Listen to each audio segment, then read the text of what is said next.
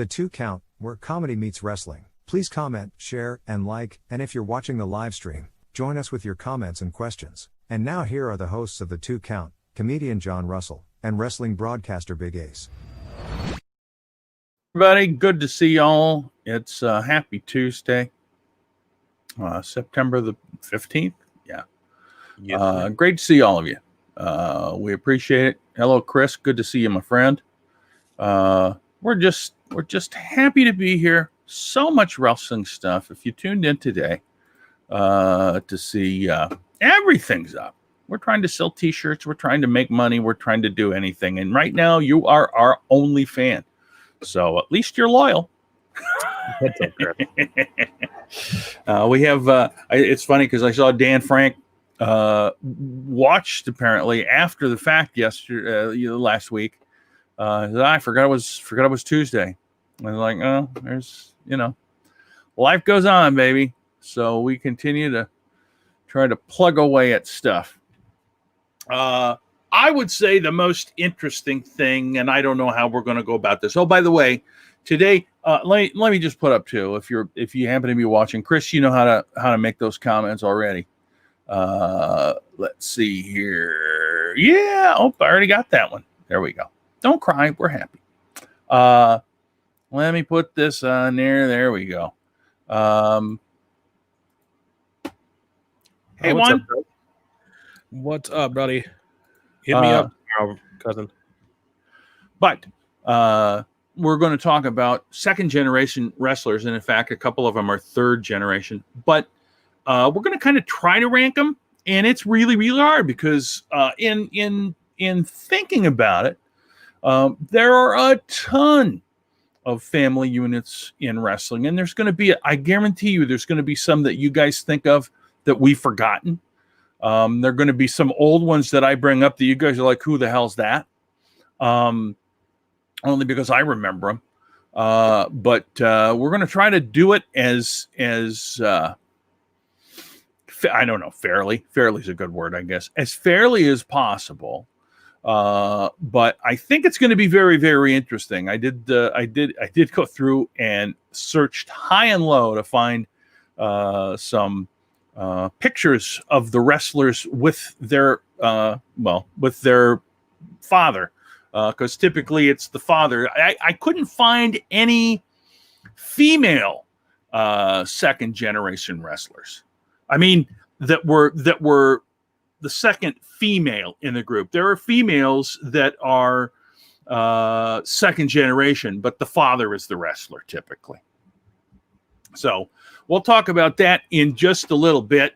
We'll talk about what we can. I got to say this, Ace, you and I have both been very busy over the last week. And it's been kind of difficult for me.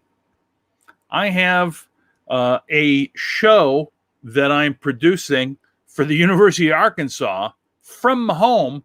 So that's been kind of a nightmare to get everything all ready. And I've been trying to watch wrestling through the corner of my eye as I'm doing a lot of that work. So I know the top thing that happened on Dynamite for me, and you texted me about it, and that was Miro / Rusev finally shows up on AEW, and I got to tell you, I was excited. Yeah, I mean, I think there was a lot of talk that he was going to go to AWA. It was just a matter of when, but I don't think anybody expected it to happen out of nowhere like that. I don't know if I agree with him being Kip Sabian's best man. That just seems kind of a weak way to introduce someone who should be coming in as a powerhouse. So I'm a little like, and it makes me wonder how much creative freedom do these people get as they come into AEW. I've heard talk online amongst people within the business saying that, obviously the talk is they get a lot of creative freedom over there in AEW. But there's also a lot of talk within the business of it's not doing favors either, though, because sometimes you do got to bring it back to how things are done, I guess. I don't know. Sometimes creative freedom can be a curse because sometimes not everybody's creative ideas are great, which is why there are bookers. Well, and that's just it, So, I mean, there are it was huge. It was awesome. It was great. Even like I said, I texted you and I was like, holy shit. Yeah. But again, it was like, how much more powerful would have been if he came out and took someone out, or he just comes out and does it. It just seemed, because let's be honest, what's Kip Sabian going to do? Where's his career going to go in AEW? I love Kip Sabian. I do. Let's be honest, but he's already now into a wedding gimmick, and they're still only a year in. So it's like, the writing's on the wall, bro. You're probably mid-carded for the rest of your time with Dynamite, and you're going to have this guy who should be shot to the top debut as your buddy. Well, so here's the thing. I watched, and if you haven't, you can go and track it down on YouTube. But I watched Miro's conversation about this on Twitch, and the way that he talked about it, he said, a lot of people are talking about it. He says, but I'm not just the best man. I am the best man, like the best man. Period. And he also said, if we're honest, he says, nobody has more experience with wrestling weddings than me. Yeah, and to me, it's like, dude, you're not doing yourself any favors. First of all, like the best man thing, like, yeah, because they said that on Dynamite. I think they were like, well, he's the best man because he's the best man. It's like, you don't need to explain this. Everybody knows who he is, and everybody knows what he's capable of and what they didn't let him do. But now you're just regurgitating the stuff that everybody knows, and then nobody knows more about wrestling weddings than I do, and it's like that's it's not a badge of honor. Maybe start talking about how many titles you've had, and then love it. I'm glad he's there, and I hope they do some cool stuff with him. But I just think, honestly, your epic debut. But honestly, Ace, here's the thing. I think this is just a way to get him in there quick. They don't need to hurry it. Like, what do you hurry? Well, I understand, but I think like from my perspective, if I've signed a guy and he's a huge difference maker, and there's momentum now because they had over 1 million viewers the last Wednesday. Mm-hmm. And that's because, as we've talked about before, when NXT and AEW are separate, it's good for both of them. Mm-hmm.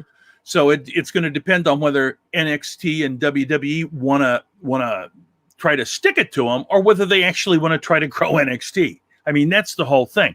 But when you're still in a position where you think you're fighting for every last viewer, you got a guy like Miro that you sign. I think what you want to do is you want to figure out a way to get him on television and continue that momentum.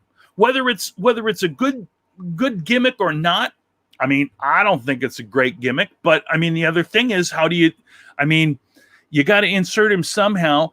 He's good on the mic. He doesn't need somebody to be his mouthpiece. So, I don't know. I guess I just don't like, again, like you said, I love that he's there. I just didn't like how they did it. And the biggest factor for me with his debut was I knew it was coming. I just didn't think it would happen then, which makes me think no one was expecting it. There should have been no rush. There should have been we signed him, get him on. What hurts taking a week or two to think out the gimmick a little bit more? Brian Cage came out, and that was huge. He came with Taz. He came in as a surprise in the Battle Royale. Mm-hmm. He won all that. That was done right. A guy, and Cage is a big star. This guy Miro, I mean, shit, he didn't even talk in the talent was chanting Miro Day. So obviously he was over with Rusev Day. So again, you don't even need to say anything. You don't need to be anything. All you got to do is whoever you're feuding with, when they're in the ring, you show up out of nowhere. You don't even need to go to the ring. Just be in the arena where you're on camera and just go with the whole I'm here. I was going to say, I like how they did it.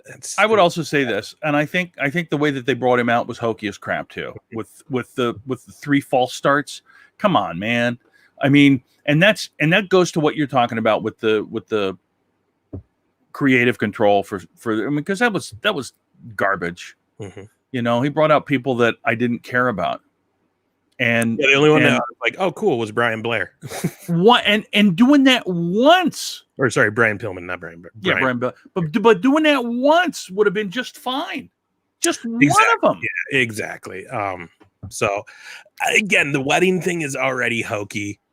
Like, that's my other thing is, where are you going with this wedding angle? Because, well, the reality is that they are getting married. So, and that is the reality. But like, who were you, like when Macho Man and Elizabeth got married? The story was they were not together when they came back together, and then the engagement happened, and it was a big deal. Yeah, you know, most of these other weddings, these people had been entangled and working, or whatever the storyline was. Where these two are together, but he's not even feuding with anybody. She's not really feuding with anybody.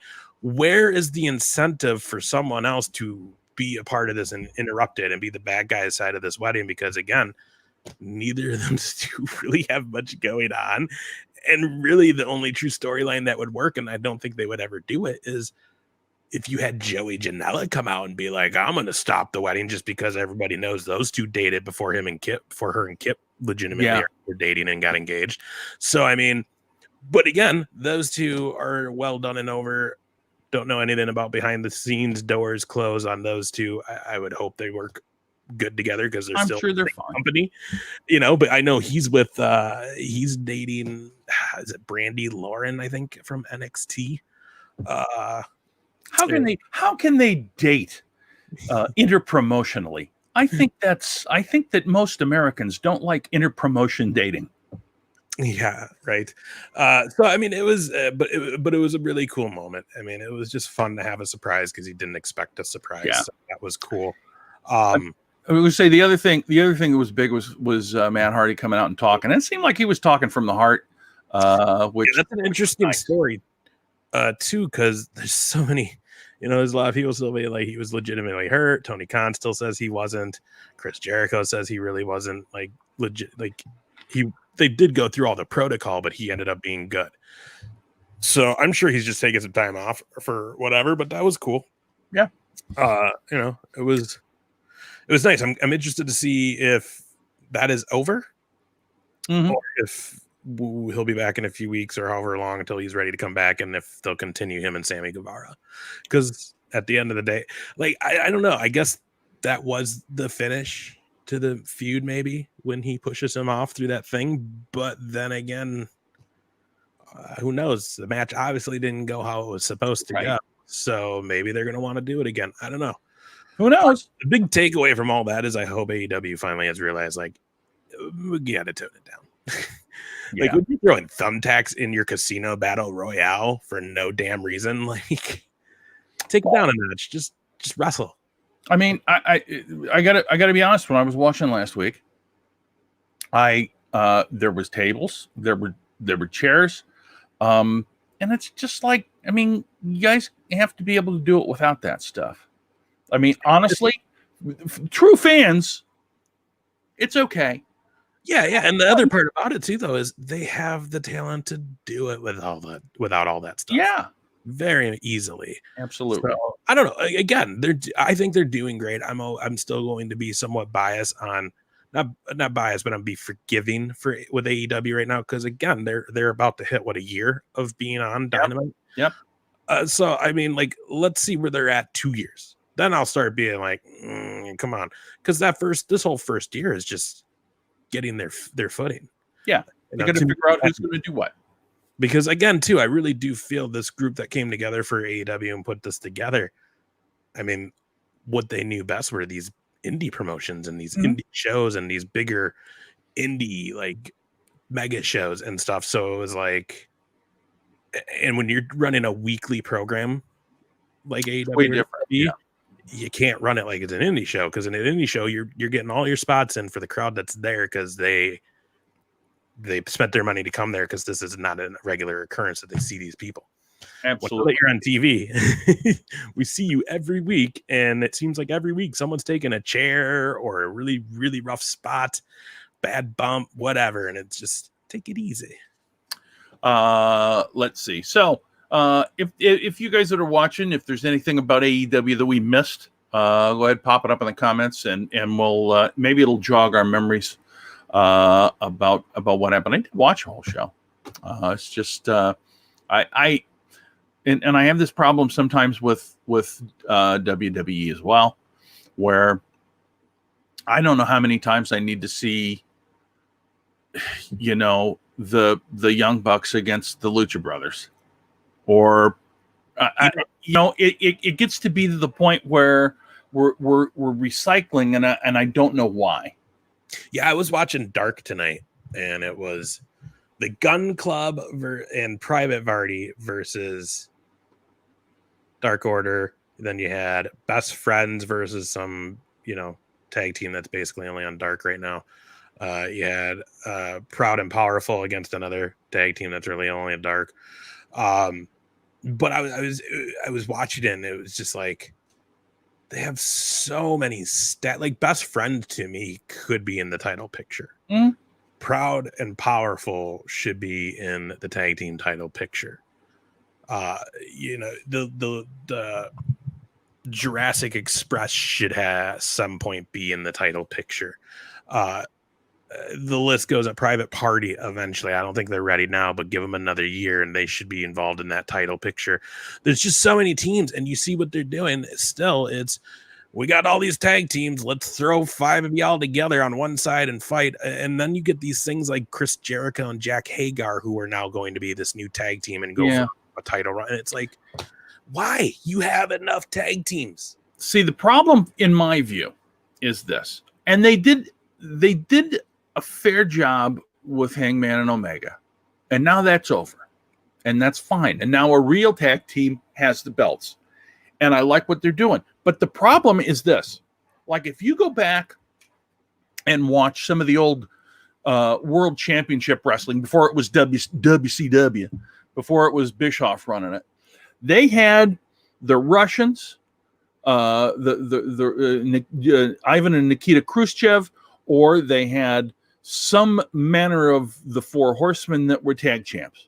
And there were always good guys chasing. There were, and that's the thing. You put the belts on a heel and let everybody chase, but they're not letting everybody chase. They have one team, and then one team's going after it, and they're not all going at the same time. And so while this team is running its gimmick or its program with the champs, everybody else is doing this infighting shit. And they should just have everybody going for the title. And there shouldn't be these 8-man things just because they need to get 8 guys on TV. Yeah, because then you also, again, you have a great women's division that doesn't get a lot of time. Yeah. Or build that they should be getting right now too. So I mean, again, like, that's why, again, I'm easy on AEW right now, because again, they're still finding footing. It's not easy to go from doing all these indie shows to starting a company that is, again, I can't say they're truly on WWE's level financially wise and what they're capable of at the moment, but they're in that same vein as far as they're on a major network. They have major money behind them. They have the funding, they have the talent. But again, you also got to think Tony Khan is a guy who has been a lifelong wrestling fan. I'm a lifelong wrestling fan. You're a lifelong wrestling fan. But if you give us a $1 million company and be like, here you go, make it real, make it compete with WWE, it may take a while before it's like, oh, absolutely. Now we're hitting our stride. Absolutely. So again, I want to see what from now into the second year looks like.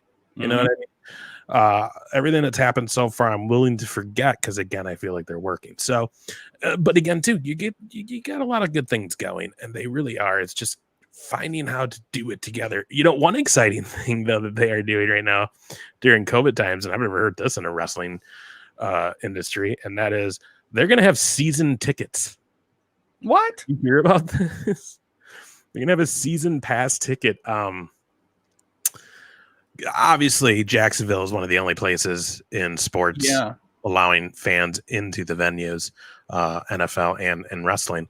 So since they're going to be going out of Daly's place for, I think it's further notice, at least a few months, if not, who knows how long. Ugh.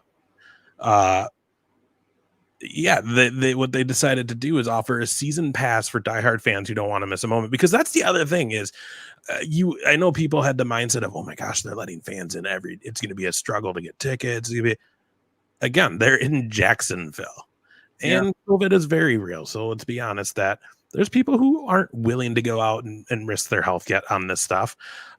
Plus, they're in Jacksonville. You heard it like all out. It was like almost like 90 some degree heat in the evening while they were watching. Yeah. Just watching it, let alone the guys in the ring. So, yeah, they said join this fall with Dynamite 7, a season pass for upcoming AEW televised live events in September, October, and November at Daly's Place, beginning with the September 23rd show. So not this week, but next week. 7 events for a total of $175 plus fees. That ain't bad. If you live in Jacksonville and you That's are huge. a wrestling fan, that is a deal to have some really good weekly entertainment. If you live in Georgia, that's a good deal. If you live in South Carolina, that's a good deal. Yeah, that's pretty good. I wish I did. I would. Yeah, so WWE, they have the Thunderdome going in that arena in Orlando, I think, till November. Mm-hmm. So it'd be interesting to see if they eventually try something like this. Yeah. But that's cool, man. I mean, like I said, even though we kind of just shit on AEW for the last 15 minutes, but we're not. We're just being honest about the product because, again, I still love it. Look, we didn't. I mean, there's there's just things they gotta. I mean, they're finding their feeding stuff. They're newts. They're newbies. God, there's so much stuff that's good. The whole Hangman and Omega and the Young Bucks, the whole dissolution of the Elite. I'm not even gonna lie. Even tonight on Dark, Brandon Cutler and Peter Avalon actually had a pretty decent match, and it told a great story with the whole because they totally pitted Leva Bates in the middle. Oh. So it's like she's torn and she's cheering for both, but she's helping both get out. And then at the end, they both just left her in the ring. Oh, wow. And she walked out by herself. So it was interesting because it was telling me a story of this dynamic of these two guys who came together that had no business being a tag team because one's a face, one's a heel. Yeah. And then they were this new tag team and it was going to maybe be okay. And then they sucked. And then now that they blame each other. But you know what's amazing about this? And this is again, a perfect example of storytelling, but unfortunately it's only been featured on Dark and on YouTube. This all started with these two laughing at each other for both having a 0-win record. Yeah. And it's now gone from that to now we're tag partners to now we hate each other. And now Leva's in the middle. Probably looks like she's going to have to pick one, all this stuff. And it's that's great storytelling. What the hell do you think they did with Macho Man Hogan and Elizabeth? Mm-hmm. And again, it's being used on the YouTube shows and Dark.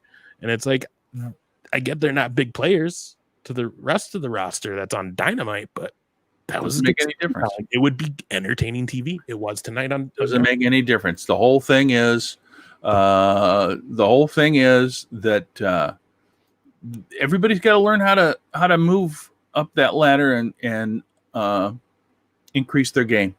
And which I'm gonna say one more thing about AEW, and it just happened to come up because of it. Do you think they're ever going to let Leva Bates wrestle? I hope so, because she is really good in the ring. I know, and I'm just it's almost like WWE with Zelina.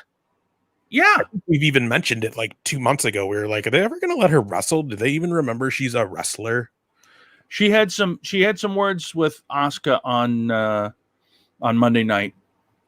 Right. Yeah. After that, whatever that was ending for the Asuka Mickey James match. There's conflicting reports of what happened. I guess originally it was said that she might have actually popped her shoulder out, which is why it had a weird, because did you see it? It had a very strange ending. Yeah. Anybody else who watched it, let us know what you thought of that ending. Because again, it was, so to be real honest, it was a clunky match to me. The whole thing was clunky from the very top stars, and they were not gelling that night. Nope. Oh my God, the fact that Bo Leave is behind you right now makes me so happy. You just gotta believe. Believe. Well, I believe that this was not a great match, and it made me sad to say that because, again, both are superstars. I mean, Mickie James is a trailblazer. She's done a lot in this company, in wrestling, actually, just period. And she can still go. She's really good in the ring still. And Asuka is obviously a future Hall of Famer, future legend. So to see the clunkiness, to see them missing some spots, it just looked pretty mechanic.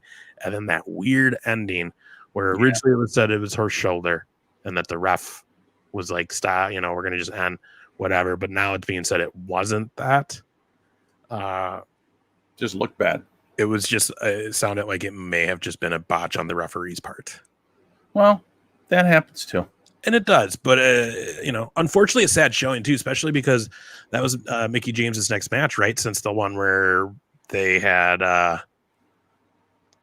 who did she wrestle that they just completely like crapped on the match by having, was it Retribution? It was Hurt Business. It was either Natalia or Lana that she. Yeah, but it was the Hurt Business that came out and was talking to Samoa Joe during the match. Oh yeah. All the attention away from the match. Yeah, right. And then it was like this was her first match back, and you guys didn't even show half of it, and then it didn't even really matter. So it was like, oh, cool, she has a title shot on Raw. It's gonna be cool. And then it was like, oof, what was that? So that was a little different. I'll just skip ahead because nothing else on Monday. No, I don't know how much you watch it. Nothing else on Monday made any difference to me. Well, hang on. For Monday Night Raw, though, Retribution, I'm just at the point that I'm ready for the reveal. Like, just do the reveal. This is the only thing I was going to bring up about Monday night. Otherwise, it's like, it's okay, but it's still sort of muddling around the same. It doesn't. It's like so.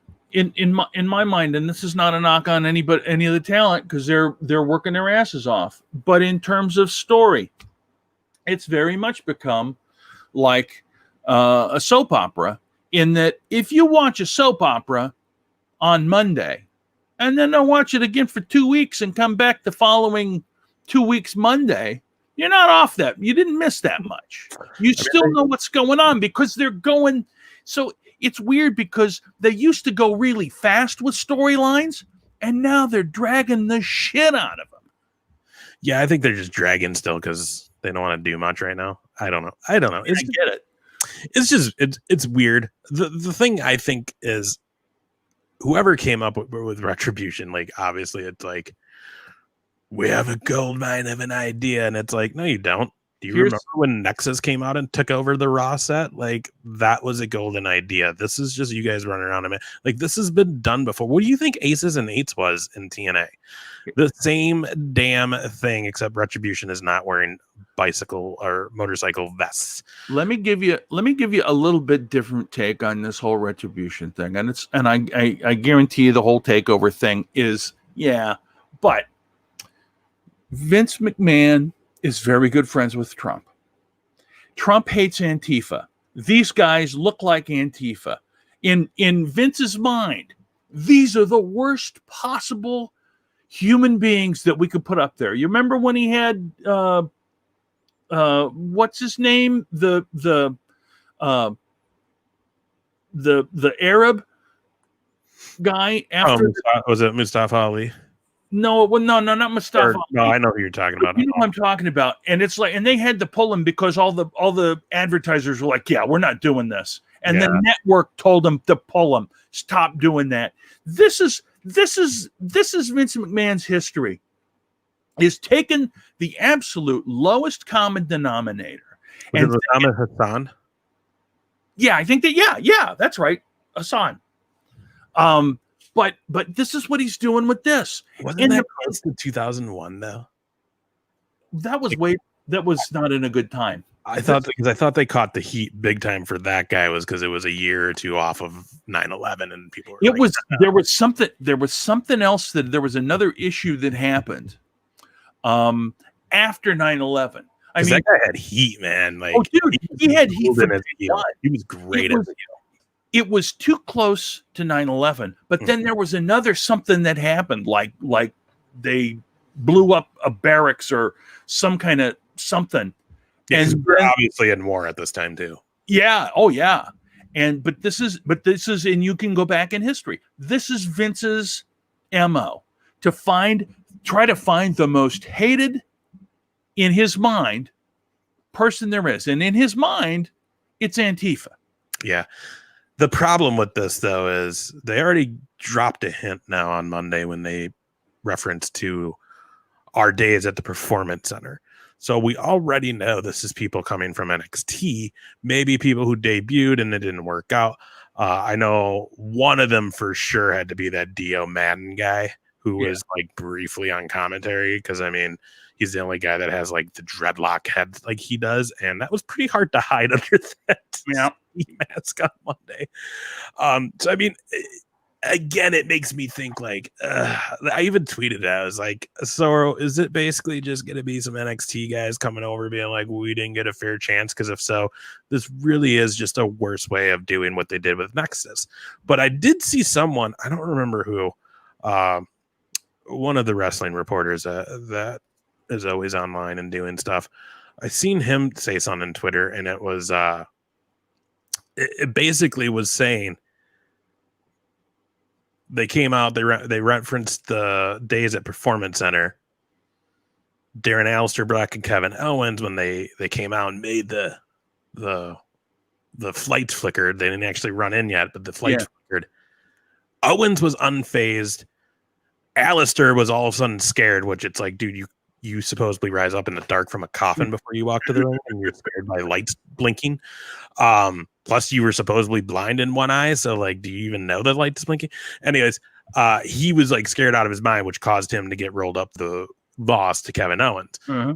So some people are starting to say that this could be a long way, basically connecting the dots that maybe Kevin Owens could be the guy that's in charge. And hey, if that's the case, I'm for it, because it's something we don't see coming. Right. Where right now it's like, it's just gonna be some NXTers that just were and because that's the other thing. If there's not one big good name attached to this retribution, and it really is just some NXTers that didn't really pan out to anything, it's not gonna work. Because as soon as they reveal themselves, I mean, people don't care already. To be honest, let's be honest. People are just getting tired of the light flickering and the freaking. Because the other thing is when they attack, the camera work is god awful. Like, what's that stupid shit? It's trying to make someone getting motion sickness. Yeah. It's just awful. So it's like, there's got that, or maybe. I mean, we saw Heyman come back unexpectedly. We saw that one off from Heath Slater after he got let go. The only way I could see this working is some of those people who got let go that they don't think are coming back, that we haven't heard about lately. Yeah, are the ones that come back. That'd be cool. Because then it would be like, okay. And it's just not these NXTers who didn't get a fair chance or whatever. Like if they brought Brian Myers back, Curt Hawkins, no one would see that coming. And then it would be like, okay, wait, now I'm invested in what Curt Hawkins is going to do with everybody now. I never saw that coming from him. I also, and again, I was busy working on other stuff and watching out of this corner of my eye. Did they not have any WWE Raw Underground? Oh no, they did. Sorry, I must have. The thing with Raw Underground is Mr. Braun Strowman made an appearance, and he beat up Riddick Moss, Dolph Ziggler twice, both of them twice. And then they tried to gang up on him. He still beat them both. And then that the really big dude in NXT, Deeb something. If anybody's watching and they know who I'm talking about, the big guy, he's got some dreads, I think, as well, like a dread ponytail. The big dude, he finally got in the ring, and like they had the big stare down. That's when Shane got on. Like, no, next week, you come back next week, Braun. Next week, this is it. Shane with his hands. Why does his hands always move so fast, faster than his mouth? You come back next week. Next week, it happened. Next week, big guy. Next week, it's so weird. Shane needs to calm the hell down too, because I can't tell if he's really tan or if his blood pressure is that damn high. He's that beet red, and that he's going to drop of a heart attack at any minute in Raw. Unbelievable. Interesting though. So anyways, yeah, there was that. Titus O'Neil got in there for a minute. It was like, oh what? yeah, they've been having him. I'm sorry, it's just useless. Yeah, they dropped the ball with Titus a long time ago. You're never going to do anything to get him to be a big contender, which I think he's cool with being more of a face in the community for WWE, Right. doing what he does. So let's see that more, I guess. And he does a tremendous job of it as well. I mean, he is a great wrestler. That's the other thing. It's just they never knew how to use him right. Right. Primetime Players was one of the best, and I don't know, they just ended it when it was like you could have still kept going with those guys. But Yeah. All right. Else WWE from SmackDown. Excuse me, I'm burping tequila. The Rock's tequila, though, it's good. Oh well, then that's okay. It is delicious. One last thing, and then we got to get going because we got a lot of stuff to cover yet. Yeah. We also don't want to go a half hour with the next segment, though, so keep that in mind. Well, not if we're going to cut it up. Alexa Bliss dropping Sister Abigail to Nikki Cross. Obviously, everybody thought she was going to debut on that Firefly Funhouse. Instead, we got a walrus-looking Paul Heyman, which whatever. But I think the bigger story there is we still saw that Sister Abigail from Alexa Bliss. Where do you think that's going to go? I'm hoping like everybody's hoping because it's one of the best things cooking. And hopefully that starts a whole new kind of Wyatt family or Fiend family or whatever you want to term it. I mean, they got to do. I mean, this is the thing. They have so much talent, and this is the same as years and years. But they got to pull the trigger on some of this stuff and let it try to happen and let it try to breathe and see how it goes. I mean, when you go back to the NWO, when Scott Hall jumped over that rail, and nobody knew what the hell, but they knew who Scott Hall was. They thought he was Razor Ramon, obviously. You know who I am, but you don't know why I'm here. Dude, and that's the thing. It's like, they didn't know that was going to work. Oh, it was genius, yeah. It was like one of the only genius things Bischoff really did. But the thing is that they let it happen, and then they let it breathe. Yeah. And then, but that's the thing. These guys don't give stuff a chance. No, and that's why what I think they should do with this whole thing, and I don't know if it will happen because they often don't pull the trigger when they should, but you have a chance right now there's been this talk of the women's division being a bit stale for WWE.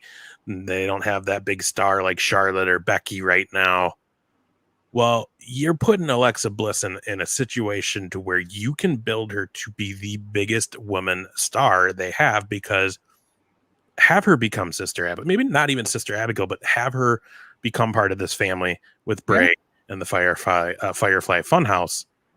But then have her take control, have her tame the Fiend, have her become the one with the power out of that, because then you can put that women's strap on her and she's unstoppable. Yeah. So, and she could do it. I would love, and that's the thing. I would love to see a woman that had male henchmen. Yes. There's so many possibilities that they could do.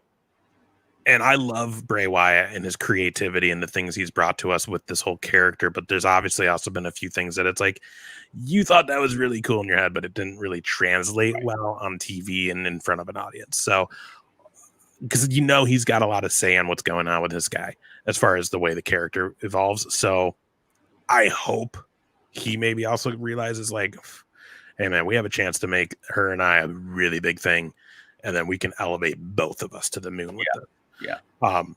Because even if she has the power, that doesn't mean he's not cleaning house men's division. You know what I mean? Oh, so, right. Yeah, man. It's exciting. Mandy Rose traded to Raw. Boo, because that seems like they're ending her and Otis unless he wins that Money in the Bank on Raw, but who knows what'll happen there. But that Money in the Bank he can use anywhere, right? I believe so. Any title he wants. Actually, no, maybe not. Maybe it is. Oh, that's right. It was it was he won it for, I think. Wasn't it though? There was the men's and the women's. It was, but I think if he won it and he's SmackDown, he might have to go after SmackDown. Like I don't. Well, but you know what? They change the rules on the Money in the Bank thing every year, anyways. So. Well, they change the rules on their shows and everything that they do on the way the wind blows. So if they want to put Otis over there, they will. Yeah. I don't know why they would. I mean, they got to keep him in heavy machinery over there. But I mean, I don't know. I don't know what the hell they're doing. I don't know. I mean, it's just so hard for me to follow. It is. Anyway. It is. But you know what? Decent Raw, decent Dynamite. These last two. I still like them. Yeah, both are entertaining. Big Dynamite tomorrow at that parking lot, bra. Hopefully Sue's. Hopefully not tomorrow. Thursday.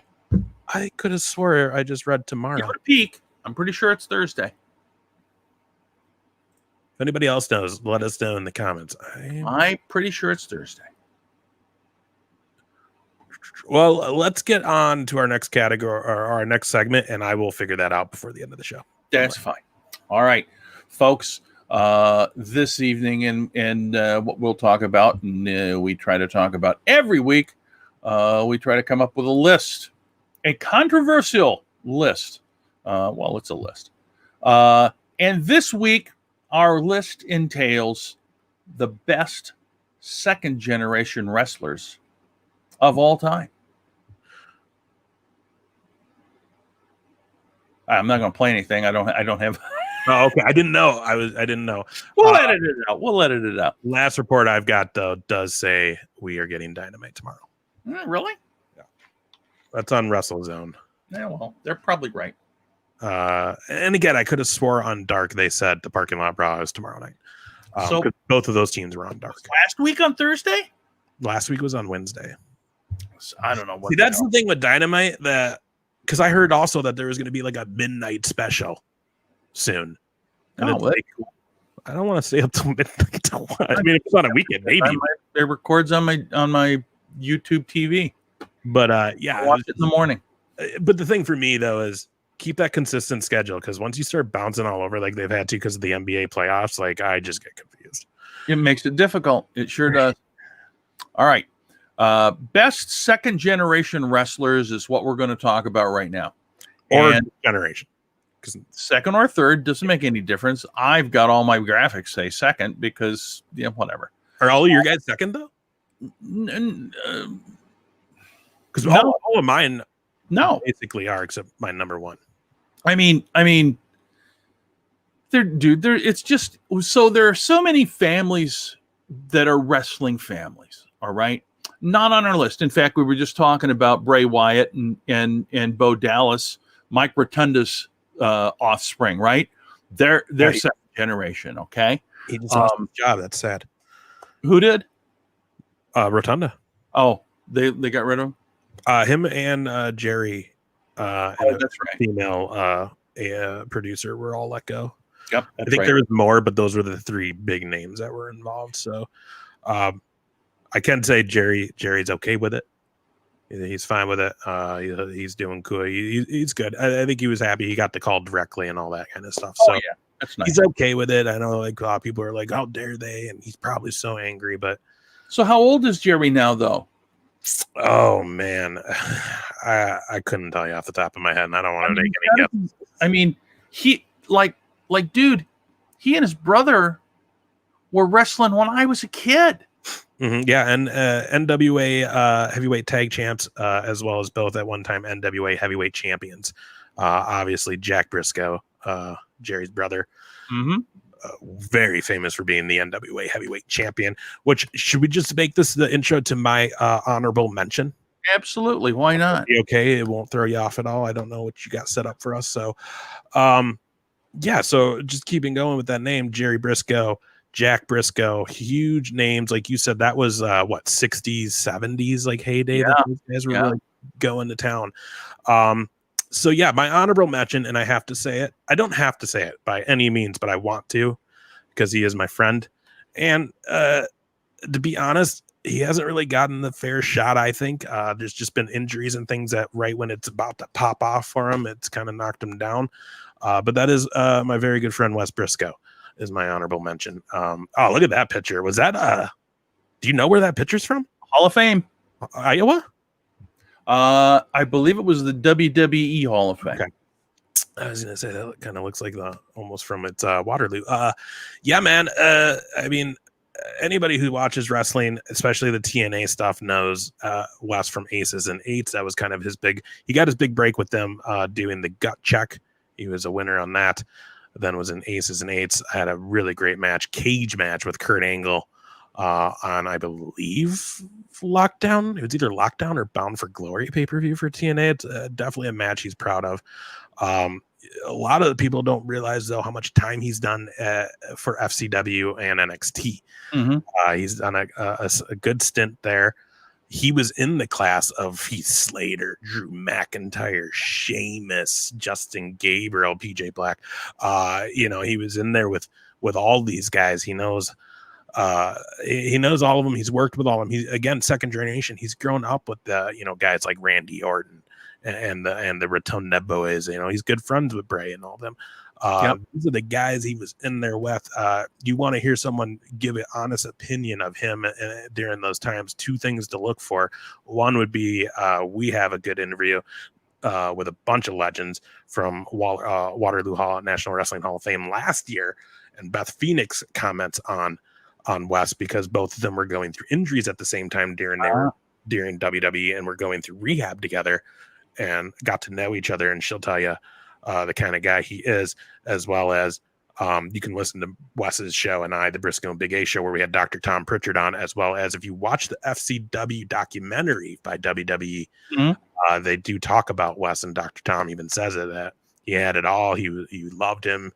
He was going to be a star, but injury took him down just at the worst time possible. He was actually FCW tag team champions with none other than Xavier Woods. Oh, wow. Not a lot of people know that unless you actually watched FCW. I don't have the picture. If I did, I would have gave it to you so we could have thrown it up. But yeah, it's a great picture of him, Xavier, and Jerry in the ring together. Very cool. Won the titles. It was, I think, on FCW TV. So yeah, big shouts out to my boy Wes. He might have some big things going on too in the wrestling world. Definitely kicking ass with Atomic Revolutionary Wrestling as well down in Florida. So if you're in those parts, check it out. But that's my honorable mention, man. One of my best friends, Wes. Wes Briscoe. All right. So as I mentioned, it's terribly, terribly hard to come up with just three. And there are going to be plenty that we miss. And if we're missing something, please pop it in and let us know. But I've got several honorable mentions, and I still, to this point, I still don't know what my exact order is. But I'm first going to pop up this because Dustin and Cody, along with good old Dusty Rhodes, that's quite a trifecta there. It's not exactly like because it's subjective. To me, that's a huge family unit. And obviously at this point, both Cody and Dustin are doing great things with AEW. They foundered with WWE to an extent. Of course, Goldust was a huge deal back in the Attitude Era. But I put those folks up as honorable mention because I think they deserve to be in the conversation. I definitely agree. Both of them have done great things. I've yet to actually get to meet Dustin, but it seems like he'd be a great guy. I've met Cody a few times. One of the nicest guys you could ever meet as far as a fan meeting someone they like. Yep. Just a great guy. And I've met him WWE and now. Just a great guy. I agree with that 100%. And like you said, it was hard to make this list. So there's so hard to be on it that weren't. But again, this is just our honest opinion. So yep. All right. Now I have two more honorable mentions. And the next one I'm going to pop up is we talked about him last week as the most underrated. There's Curt Hennig with his father, Larry the Axe Hennig. Mr. Perfect. I mean, we talked about him last week, as I said. He was one of the most gifted in-ring wrestlers that there ever was. Mm-hmm. He was tremendous at what he did, learned it all from his father, learned it all old school, and of course, unfortunately died. Both of them are gone now, but both of them were fantastic. Larry, of course, was huge in the NWA and the AWA back in the day. In fact, one of the pictures I found was when Larry the Axe Hennig was tag teaming with Handsome Harley Race. Ooh.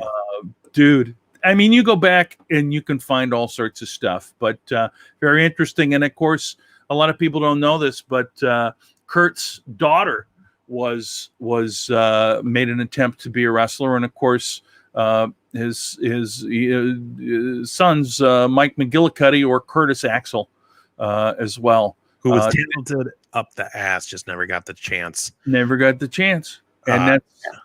Larry, I'll tell it till I die, man. Larry had freaking bricks of hands, man. Oof. He's a big, funny cat too, man. Oh yeah, I bet. Funny big man. Him and I think it's either Nikolai Kovov or Ivan Kovov. I can't remember which one. Nikolai Volkov or Ivan or Nikita Khrushchev. I can't remember. It was one of the Russian guys. They did a thing with Wade Keller, Bruce Mitchell a couple years ago, podcast, and Larry was on it with them. And I mean, that dude was comic relief. That whole podcast. Oh yeah, it was hilarious, dude. Just awesome. Good stuff. My second and this will be my final honorable mention. Although I would love to be able to mention. There you go, baby. Oh, yeah. I very rarely chew gum, but when I do and I'm done with it, I go for the smack. That's how you do it. So many that we missed. Eddie Guerrero, Chavo Guerrero. As I mentioned, Greg the Hammer Valentine. Yeah, it's crazy. Rey Mysterio could be on there. Technically, Jake the Snake Roberts could be on there because his dad was a pro. Of course, Greg Gagne. And again, I don't know who's on your list, so I know he's not on mine. But Orton, yeah. Well, I was going to say this is my last honorable mention. And the thing about Randy Orton is he is second generation, but actually third generation because, and we've talked about this before. When I was growing up, the Kansas City territory, one of the biggest stars was Big Bob Orton, who was Cowboy Bob Orton's father. So Bob Orton, and he put on back in the late 70s, mid to late 70s, when a guy put a pile driver on you, God damn it, that was a closer, and nobody kicked out of a pile driver. And Big Bob Orton, the Randy's grandfather, used to do that to the point where they banned the pile driver in the Kansas City territory, and of course he used it all the time. But and that's been done in other territories as well. Cowboy Bob Orton, huge part of the Rock and Wrestling Connection, huge part of WrestleMania. Such a great sidekick with Roddy Piper. And he was always one of my favorite guys because I don't know if you recall this, but Cowboy Bob Orton, I believe, wore a cast on his arm for like 2 years, nearly 2 years. and I recall when they had the big to do about having him go and see the doctor and try to figure out, and it was hilarious. And of course, that's when they really sold. You know what I mean? Absolutely. And of course, when we talk about Randy Orton, let's be honest, guys, we're talking about a 16-time champion, and still one of the most exciting things on Raw right now. Absolutely. And he's still got gas in the tank, and I can't even believe that he's only honorable mention for me, but he is. So anyway. Those are honorable mentions, and if there are more people that we forgot, please, drop a comment. We'd love to hear who we're missing. I know there are tons. I spent so much time, and I spent a lot of time trying to find pictures of them with their fathers. All right, so let's start with now. You and I have a couple in common. Okay. But I don't know if the order is the same. I don't think it is. So let's start with your number 3. I almost don't remember who it is. I think it's Grandmaster Sexy. No, I'm kidding. Wouldn't that be hilarious? Forgot him. Grandmaster Sexy. Rest in peace, man. That's a sad story too. Charlotte Flair, I believe, was my number 3, if I'm correct. Yes, Miss Charlotte Elizabeth Flair, or Ashley Flair, real name. The crazy thing about Charlotte is she started wrestling in like 2011, 2012. She didn't even want to wrestle. It's well, first of all, it's kind of an inspiring story. It's a really touching story. I mean, this was her brother's dream. Everybody knows the story of Reed Flair, Rick's son. That was the dream, was to be in his father's footsteps, follow those, and become this next big superstar in the wrestling business. Everybody knows what really ended up happening. And it was almost out of like tribute and in his memory that she did this, and then realized like, holy shit, I'm awesome. And again, she made her debut in NXT, I think in 2013, won the title there in 2014, and it's just been nonstop since. There was really no moments where it was like, her debut was like, okay, she's Flair's kid, whatever. But I mean, I feel like after her first year in NXT, it was an afterthought that she was the daughter of Ric Flair, and it was like, no, she's just legitimately good too. So I mean, and she's made some big history making moments for women's wrestling. Period. I was there in Dallas at 32, her, Becky, Sasha, in that triple threat match where she actually won the what was the Divas title that night, changed into the women's title again, and now has been that. And she's just incredible. She's great athleticism, tall, and she's doing all these flips and shit. I mean, it's, man, you cannot. And she's one of the biggest female names in WWE and in wrestling, period, right now. Absolutely. 34 years old too. Like, yeah, because she was like a volleyball gymnast, I think. Yeah. You know, like, you get no argument from me. It's and as I mentioned early on, there are others. I mean, Tessa Blanchard is one, but it's interesting because there are no female wrestlers that followed in their mother's footsteps, at least that I could find. Yeah, and there might be a few, but you'd have to probably dig. It's almost like the generation now, these women who are stars now, it's like they're the ones that are going to have the kids that make right. Because let's be honest, in the 70s, 80s, and even the 90s, the female wrestlers were basically second-class citizens, and didn't have anywhere near the pull and stroke that the men did. Yeah, an Attitude Era, it was literally just boobs and butts. Yep. So I mean, you can't. I'm guessing Tori Wilson isn't telling her kids, and I don't even think she has kids. But if she did, I'm just using her as an example. She's not like, yes, you must follow in my footsteps and do these bra and panty matches. I don't think so. It's all right now, you know. Yeah. All right. So interestingly enough, my number 3 is the same as your number 2, and you know, a lot of people don't realize, a casual fan doesn't realize that Randy the Macho Man Savage's father was a very prominent wrestler named Angelo Poffo. And this is a shitty picture. It almost looks like he's standing next to a cutout of his dad. I know. Well, so here's the thing. What I had to do, because I wanted to find a picture, and I couldn't find a picture that didn't have Angelo Poffo as an old broken down man sitting in a chair, and or Macho Man with him with his big old gray beard. That's not the Macho Man I remember, and certainly I wanted to find. I thought about bringing this video. So basically, what I did was I pulled this still from the video. This is a video that Macho and Angelo are doing. They're cutting a promo on Dutch Mantel in South, and it's freaking amazing.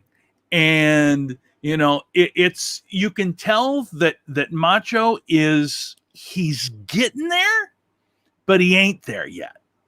You know, you can tell that he's not on top of his promo. But anyway, the point is that it's just so cool to see them both together, to me, and of course his brother Lanny, who had many gimmicks that were tried, was not nearly as successful as Randy was.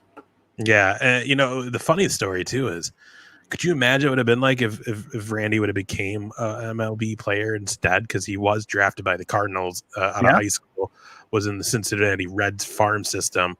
Because most things you see with Randy Savage, it's like what he was like on screen, he was kind of like that off screen. So could you imagine if there was a catcher in a Major League Baseball that was like, oh yeah, just like doing the hand motions in between each pitch and crap? Oh, it'd be hilarious. Down the middle there. Oh yeah, Gonna throw the heater at you. Heater, Ricky. Yeah, man. I mean, this guy was just. I feel like it doesn't even need to be said. Randy Savage, one of the best of all time. One of the best of all time, and let's be honest. When people talk about that Mount Rushmore of wrestling, they typically skip over Macho Man, which I think is a huge mistake. Yeah, I mean, ESPN's Bill Simmons said he was one of the greatest pro wrestlers who ever lived, and it's not a lie. That's why he was my number 2. Absolutely, and my number and my number 3. My number 2. You'll probably recognize, and I bring up the whole family. There's Bret Hart, who I'm talking about, but Owen Hart was a pretty goddamn good second generation wrestler in his own right. But Bret is number 2 for me, simply because he was a guy that carried the promotion up until the point when Stone Cold kind of blew up. And he was, Bret Hart was tremendous, and all the Hart family is fantastic. By the way, again, another one that we totally haven't talked about is the Von Erichs, which in the olden days, that whole thing is a story in and of itself. But I always felt like Bret Hart was that hero that Hulk Hogan was, but he just didn't quite make it over that hump like Hogan did. And I think part of it, if I'm honest, is he was shorter and he's got dark hair.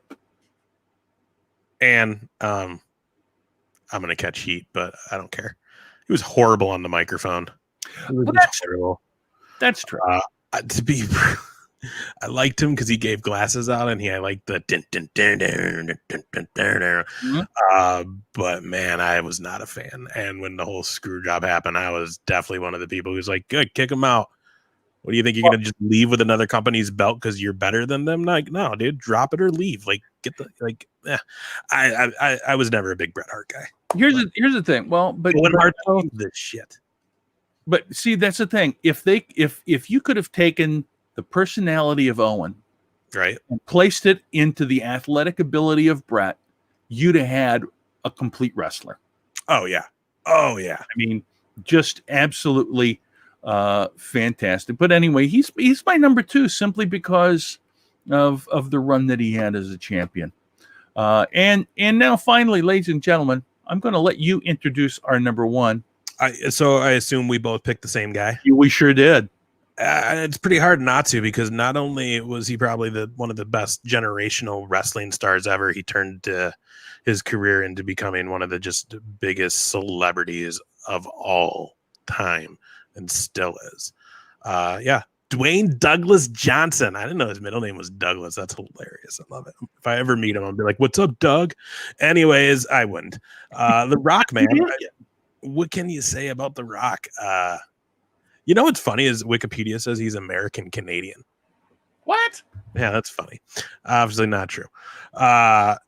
Dude, this guy, I mean, first of all, powerhouse athlete. We know this because he went to the University of Minnesota, or Miami, sorry, was second string. He was Warren Sapp's backup. Yeah. Warren Sapp is a Super Bowl champion. So that says something. Just a crazy good football player. Went to the Canadian League, didn't work out, came back. What do I do? He's told the story. Was it $2 or $12 in his pocket? Yep. $7 maybe. I think it was $7 in his pocket, because I think they named their production company after that. Went to his dad, said, I want to wrestle. I think it's what I need to do. They trained him. Dr. Tom Pritchard, one of the guys who got him ready for WWF at the time. And he's one of those guys who came out and would look like it was going to be a dude that's like, hey, you're never going to get over the fact that you're a legacy. And no one's really digging this. Obviously, it didn't work out when they tried to make him a babyface right off the bat. But it shows the talent because he was able to take it and turn it into the heat and become that heel. I was going to say one of the absolute, and if we did a show of lists, worst introduction to the show, worst debut gimmick. Holy crap, he's right up there with the Shockmaster, for God's sakes. Yeah, man, it's that bad. I mean, when people are chanting "Die Rocky Die," that ain't good. You ain't over. Right, yeah. Oh, poor Rock. I remember watching that Survivor Series in Madison Square Garden. Like, Rocky Maivia. I will never forget the line, too, because it's like when they announced him, you just hear JR. This one right here, he's a blue chipper. I don't know why, but that I always remember hearing that. Yeah, but I mean, he turned that into what he did, became the leader, took over the Nation of Domination, which then just spawned into this amazingly crazy good solo career, playing both sides, heel and face. One of the best talkers you will ever have on a microphone. One of the best pure athletes in the ring. I mean, just the matches he went through. I mean, he can do technical, he can do classic. He did those crazy matches with Foley. Yeah. I mean, this guy, and again, knew his talents and slowly started going outside of wrestling, and again is now one of the highest paid, if not the highest paid actor in the world right now. Biggest action star for sure. I think he's actually top actor now. I think he's below best action. He also bought the XFL that he got going to be. I love that. I love that deal. Poor Vince, he could not have been happy selling that. Just like, oh, I'm losing so much money. No. Yeah, man, and it'll be cool to see what he does. It was interesting to see on the Thursday night kickoff game to the whole NFL season, Kansas City and Houston, that at one point they showed two cutouts in the crowd, and it was Queen Elizabeth and The Rock.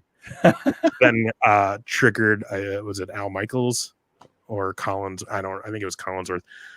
Who said like, oh, The Rock. Yeah, actually, The Rock just bought the XFL. He's getting into the football game. Like, the fact that they mentioned the XFL on the NFL, I was like, no shit. That's the stroke he has, though. If Vince McMahon owns it, they ain't talking about that on the NFL. The Rock buys it, and all of a sudden it's like, this is shit we should talk about. And it's like, So I'm excited to see what he's going to do. But I mean, this guy's number one in a lot of different lists, but definitely this one. Absolutely. Well, in summary of our list, I think it's pretty clear that as a prospective or aspiring professional wrestler, the road is a little bit easier if your father was in the business before you. Some of those doors are opened up for you. It doesn't mean that you're going to succeed. There are plenty of second generation wrestlers that have absolutely come to nothing. And the door is opened, and here's where the door is. It's up to you to walk through it. And even on our list, I mean, some of these guys have had stumbles. Like we said, Rocky's debut, terrible, but he was able to really turn the whole thing around. It's all about the individual. The fact that you've got a father or mother, again, I'll have to do more research to figure that out. But the fact that you got a father for the most part. Yeah, that or even like uncle or aunt, Yeah, uncles, whatever it may be, that can put you in touch with the right people. Because I think for most people, that's one of the most difficult things. With not just wrestling, but with anything that you want to do. If you don't know how to get from point A to point B, it's very, very difficult. And if you have somebody that's already walked that road that can say, hey, come on this way, here's how you do it, it makes things easier. You have a step up. I'm not saying that it's better, worse, indifferent. For example, I was looking up, there's a whole 30 or so list of people that are related to a wrestler. And the one that pops into my mind is Ed Leslie, Brutus the Barber Beefcake's daughter. Made a big deal about how she was going to try to wrestle, and of course, it was a big deal because it's Brutus the Barber Beefcake's daughter. You got what Piper's daughter's going right now. Yeah, but what I'm saying is that just because you've got a father, just because you're second generation, doesn't mean you're going to be any good at it. It's still on you to perform and make the most of yourself that you can, I guess. Yeah, definitely. And it's crazy because some of these, like The Rock, that family, I mean, this is what they're meant to do. I mean, Rocky Johnson, his father, first African American tag team champion ever. Peter Maivia's grandfather, trailblazer. His mother and grandmother, both very much involved over on the islands in the wrestling world. Nia Jax is his cousin. Rez is his cousin. Roman Reigns is his cousin. Usos are their cousins. Yokozuna,